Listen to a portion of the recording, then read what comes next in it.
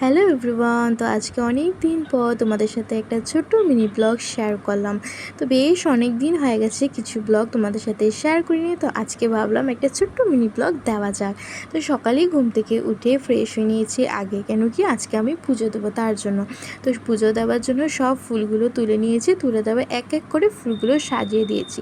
আর তোমরা বলবে কারা কারা ফুল দিয়ে বেশি পুজো দিতে ভালো পাও। আমি কিন্তু অনেকটাই ভালো পাই ফুল দিয়ে বেশি করে পুজো দিতে। তারপরে ঠাকুরের প্রসাদ দিয়ে দিলাম, জল দিয়ে দিলাম, তারপরে হনুমান ঠাকুর আছে লগে, সেখানেও দিয়ে দিয়েছি। তারপরে হলো প্রদীপ আর বাতি জ্বলিয়ে ওখান দিয়ে দেবো। আর আমাদের পুজোর নিয়ম বেশ কিছু না, অল্পই। তো তোমাদের কার কার কী নিয়ম আমাকে কমেন্টে নিশ্চয়ই জানাবে। তারপরে আমি চলে গেলাম ব্রেকফাস্ট করার জন্য। তো আজকে মা অনেক দিন পর আমার ফেভারিট একটা জিনিস বানিয়েছে হলো চিড়ের পোলাও।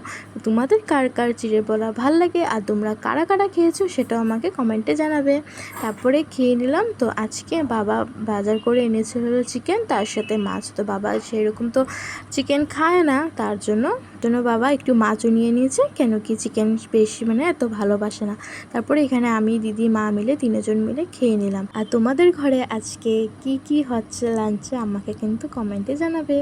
তারপরে হলো মা তো সব রান্না করে নিয়েছিল, আর কিছু ক্লিপ নিতে পারিনি। তারপরে চলে গেলাম একেবারে ভাত খেতে। তো আজকে মা বানিয়েছে হলো কুন্দুলি ভাজি, লেবু, স্যালাড, শসা সবে আছে। তারপরে আছে হলো চিকেন ছিল, তারপরে হলো বাবার মাছ তরকারিটা ছিল, তো সেটা দিয়ে খেয়ে নিলাম। তো আজকের জন্য এতটুকু। তো আমার পাশে সবসময় তোমরা থাকবে, আর কীরকম লেগেছে কমেন্টে নিশ্চয়ই জানাবে, আর পাশে থাকার জন্য একটা সাবস্ক্রাইব করে দেবে।